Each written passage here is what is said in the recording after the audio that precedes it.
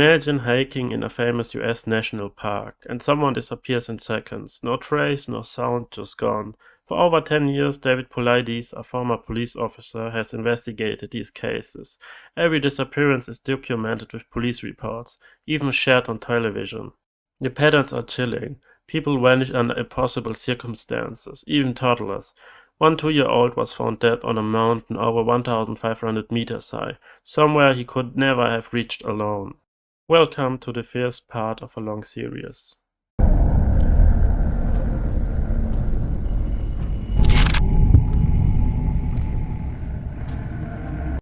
The image you are seeing right now comes from the Yosemite National Park in California, an immense expanse, over 3,000 square kilometers of untouched wilderness, towering cliffs and dense forests, and waterfalls that look like they were lifted straight from a movie. The park was established back in 1890, and ever since it has held an almost magical attraction. Every year countless people are drawn here, tourists with camera dangling from their necks, day hikers searching for the perfect view, and dedicated outdoor enthusiasts willing to spend days deep in the wilderness. But as breathtaking as this landscape is, it has a dangerous side. Tragic accidents happen here all the time. People fall from steep cliffs, suffer severe injuries while hiking, or get lost in some remote areas. Some are found too late or never at all. In a place like this, even a small mistake can have fatal consequences. And it's precisely these stories that make Yosemite not only beautiful, but also weirdly unsettling. You can't underestimate just how vast this place is. If someone sets off without telling anyone which path they are taking, they can easily disappear without a trace. And when something happens, no one knows where to begin searching, which, as history shows, has happened more than once. Some time ago, a book in the US brought this very issue into the spotlight, and suddenly America's national parks were under public investigation. One park in particular kept coming up again and again: Yosemite. People disappear here. Some are eventually found, but far too often, searches end with a body. What makes these cases so disturbing isn't just the death itself, it's the fact that the circumstances often make no sense. No clear trails, no logical explanations, and the few who are found alive are often unable to explain what happened to them. Why this is the case, I will get into that shortly. One thing is clear: the romantic image of these national parks as safe havens of freedom and nature is beginning to crumble. Behind the stunning scenery there's a side few ever talk about. The man you see in this picture is David Paulides. He's a book writer for more than a decade now. He's focused almost exclusively on a very specific subject: people who vanish without a trace in the United States. His main focus is on American national parks, and that's no coincidence. The trigger for his research was a conversation he had years ago with a park ranger, a ranger who told him something that would never let go of him. This ranger claimed that something was off in the national parks, that an unusually high number of people disappear there, and that the public hardly ever hears about it. Not because these cases didn't exist, but because no one wanted to talk about them. According to the ranger, part of the reason was simple: admitting that people vanish in these parks under strange, unexplainable circumstances would damage the park's image. But there was another, even bigger problem. In many of these cases, there was simply no explanation, no clear sequence of events, no logical reasons, and that's what made it so unsettling. After receiving this tip, Paulides began his own investigation, and the deeper he dug, the more apparent it became something was very, very wrong. He began noticing patterns that couldn't easily be dismissed as coincidence. He later published the results of his research in an entire series of books, one of which you see here. In these books he makes it clear that these strange disappearances aren't just a US appearance. Similar stories appear in Canada, in big cities and in remote areas, and even in other countries around the world. What connects all these cases isn't just the fact that people vanish. People go missing all the time. What's crucial is how they disappear. The circumstances, the patterns, the details. This is where the anomalies begin. Paulides relies on official police reports, search records and witness statements. But he didn't stop at paperwork. He spoke directly with people who were present when family members or friends went missing. He visited the locations where these individuals were last seen. And from all of this, a massive, chilling picture began to emerge, carefully recorded across his books. The response was enormous. The topic made such waves that major television networks eventually took notice and started looking into these mysterious cases themselves. Even the TV documentaries that later explored the subject kept coming to the same conclusion. David Paulides' research cannot simply be dismissed. Something fundamental just doesn't add up. Before I dive into specific cases, let me explain exactly what this is about. Imagine this situation: you are out hiking with a friend, maybe on a normal walk or as a part of a small group. One person walks a few meters ahead, nothing unusual. You pause for a moment, take in the view, look around, and in that instant, when you look forward again, the person is gone. Not minutes later, not somewhere far away, just gone within seconds. At first you think it's a joke or that they just have stopped for a moment, so you call out, look around, check the path, but there's no one. No response, no trace, but the alarm is raised. In a national park, rangers are notified, search teams are dispatched, and the area is systematically checked once, twice, even 3 or 4 times. And still nothing, no footprints, no clue where the person could have gone. Even the search dog loses the trail, as if the person literally vanished into thin air, and this is when it starts to get truly unsettling. After the disappearances, a nightmare begins for you. Hours are spent at the police station, facing the same questions over and over. The investigators are baffled too. You were the last person to see them, so naturally suspicion falls on you. Days go by, helicopters, search teams, volunteers searching the area. Eventually the operation is called off. No results, no trace, and the suspicion against you cannot be sustained. There's nothing to blame you for. Officially the case ends. About 2 weeks later, the phone rings. They have found your friend. You return to the national park and are told what was discovered. Your friend is dead. But that's not even the most disturbing part. They were found in a place that they had already been searched multiple times, 4 times, thoroughly, every stone turned. When they were discovered, they were completely naked, yet their clothes were neatly folded nearby, clean and almost carefully arranged. No dirt, no tears, and as if they had never been worn. The cause of death? Unknown. No injuries, no sign of dehydration, no obvious illness, just death, in a place where they shouldn't have been. David Paulides knows what he's talking about. He was a police officer, a detective. He understands investigations, case files, and evidence gathering, and that's exactly how he approached his research. For every case he describes in his books, he presents the official police reports. For the first book in his series, he investigated missing persons cases dating all the way back to the 1800s. In the end, he identified 411 cases, each with striking similarities, and every single one raises more questions than it answers. And once again, it's not just about the numbers, it's not about how many people disappear. What matters is something far more unsettling, the way in which these people vanish. It's here that the same patterns and parallels are repeatedly appear, linking these cases together. In his early research, Paulides documented 411 such disappearances. That number even became part of the book's title, but the list didn't stop there. Over the years it grew, and today we talk about thousands of cases. The more cases piled up, the darker the picture became. Among the missing are not just adult men and few women. A shockingly large number are small children, and these cases in particular leave investigators completely baffled. Imagine this: a family drives into a national park with their 2-year-old son. A perfectly normal outing. They stop, lay out a blanket, have a small picnic. The child walks a few meters across the field while the parents talk for just a moment. Then, when they look again, the child is gone.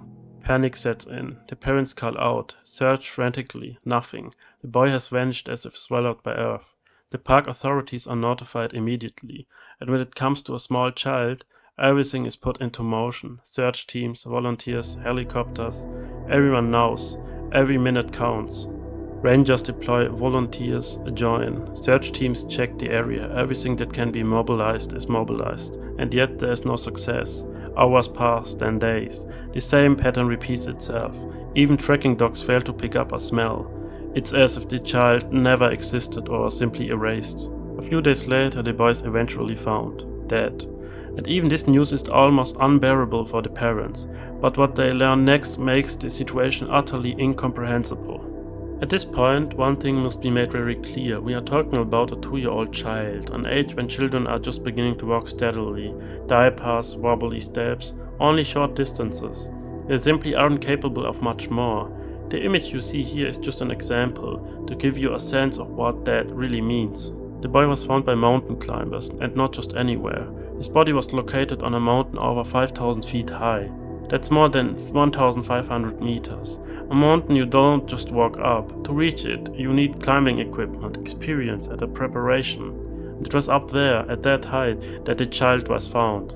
The autopsy later concluded the cause of death was complete exhaustion, and this is where all logic seems to break down. Anyone who has ever been around a 2-year-old knows when they get tired, they stop, they sit down, they don't keep walking. Yet in this case, it almost seems as if the boy kept moving, as if something compelled him not to stop, until his body simply could go no further. But even that doesn't explain how he got there in the first place. And this is not an isolated case. In another documented incident, a 5-year-old boy vanished. Days later, he was found in a location he could only have reached by crossing multiple mountains, with heights ranging from 2,000 to 4,000 feet. Distance that are extremely challenging, even for adults. At this point, there's only one conclusion left: complete incomprehension. In both cases, the autopsy results were the same: probable exhaustion. No other clues, no injuries, no sign of abuse, no toxicological abnormalities. The children were physically unharmed and yet dead. The official police reports for these cases, as with all cases, can be found in Paulides' books. One striking detail stands out, and Paulides emphasizes it repeatedly. The FBI consistently refuses to investigate these cases. Normally, unsolved or mysterious disappearances fall under the FBI's jurisdiction. But these cases are routinely declined without explanation, and this isn't just 1 or 2 cases, it's over 1,000 documented disappearances, a fact that is extremely noteworthy. In recent years, another deeply unsettling aspect has emerged, made possible only by modern technology. Phone calls made just before the disappearances. Relatives of people in national parks suddenly received calls from the missing person, but what they heard was far from normal. Instead of a voice, there were eerie sounds, growls, gasps, moans, distorted words, followed again by an incomprehensible noise. This appearance adds a new, eerie dimension to the whole mystery. Even the last contact provides no clear picture. It only reinforces the feeling that something profoundly incomprehensible is happening. And then the cult suddenly ends, and the person is never seen alive again. Paulides noticed striking parallels to cases that didn't occur in remote national parks, but right in the middle of cities. There are 2 strange cults were reported just before people vanished without a trace, later to be found dead. Relatives and friends of people in national parks before their disappearance have reported similar calls. And it's precisely this type of disappearance that makes these cases so baffling. Time and again, people report that their children or hiking friends seem to vanish into thin air within seconds, with no one able to intervene. You might think the person simply stepped out of sight, but often children disappear in the middle of a picnic, with family members right next to them. Hikers report that someone walking a few meters ahead simply vanished upon entering a wooded area. At first, it's easy to blame the darkness or the dense underbrush, but after thorough searching, it becomes clear the person is truly gone. When these people are later found, it is in a way just as strange as their disappearance. Some are found naked, others with their clothes neatly folded beside them, completely untouched, even though they have been missing for days or weeks. Paulides' books are full of cases like this, precisely documented with the corresponding police reports as evidence. One thing stands out above all. Anyone who looks closely at the police reports in his books will notice it immediately. In almost every case, the search for the missing person was halted shortly after their disappearance, because of a sudden weather change. Time and again, the weather turned sharply for the worse. Paulides himself admits he has no explanation for how this could be connected to the disappearances, but the pattern is undeniably striking. What immediately stands out about his approach is his factual, sober research design. No sensationalism, no exaggeration of horror stories. You can tell he was a police officer, facts come first, speculation plays a minimal role, and that's exactly what makes his book such a valuable source of information. Television networks also picked up the topic after his 3rd book was published. The investigations basically confirmed what Paulides had already found. Something has deeply fundamentally wrong. Why this isn't widely known, however, has several reasons. For one, there is no central system in the US national parks to collect and analyze missing person cases. For another, the parks themselves have never had any interest in making these incidents public. Many of these areas rely heavily on tourism and family vacations. Creepy stories about disappearing people would ruin that image, so much remained hidden. I also doubt families would be happily vacationing in these parks if they knew that children vanish and sometimes die there. The police in many of these cases also did not give a particularly reassuring impression, as Politis books make clear. The handling of cases was often disturbingly lax. Reports were filed, briefly documented and shelved, then largely ignored. Even when circumstances were strange or completely baffling, no further investigations took place.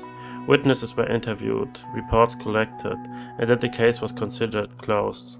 The FBI still refuses to investigate these cases. Politis rightly calls this incredible, and it's hard to disagree. As mentioned at the start, there are also survivors of these mysterious incidents, people who were missing for weeks and still found alive. And here too, very little is revealed, for good reason. Many survivors were toddlers who couldn't even speak yet. Imagine that, alone or isolated for weeks, and they survive. No hunger, no dehydration, everything intact. But how? A toddler doesn't yet know which berries are safe to eat, that river water can be drunk, or how to navigate the wilderness. Someone or something must have kept these children alive. It's utterly baffling.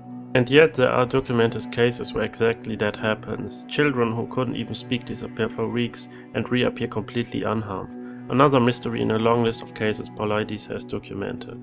All these survivors share one common factor: they remember nothing. From the moment of disappearance to the moment they were found, all memory is gone. Another very interesting group is people with intellectual disabilities. Many organizations lead hikes with groups caring for individuals with cognitive impairments. Some of these participants were so limited that they could barely communicate. And yet none of these, in quotation marks, kidnapped intellectually disabled children or adults died. They vanished and returned alive, a fact that makes the entire story even more puzzling. The facts are clear. Politis has carefully built his books, with copies of police reports for each case. These reports confirm the unusual circumstances he describes. Even TV networks that reviewed the cases confirm, yes, the details are accurate, and yes, something is very, very wrong in the national parks. There's currently no reason to doubt the authenticity of these cases. Of course, there are countless more cases documented in Politis' books. Each one is said to have happened exactly as described. Together they paint a picture that is fascinating, disturbing, and profoundly mysterious. We have now reached the end of the first part of a long series, and if you want to see another mysterious case, check out my last video. It tells the story of NSA agents who suddenly traveled thousands of kilometers away, not on official orders but to hunt down the Antichrist. See you next time.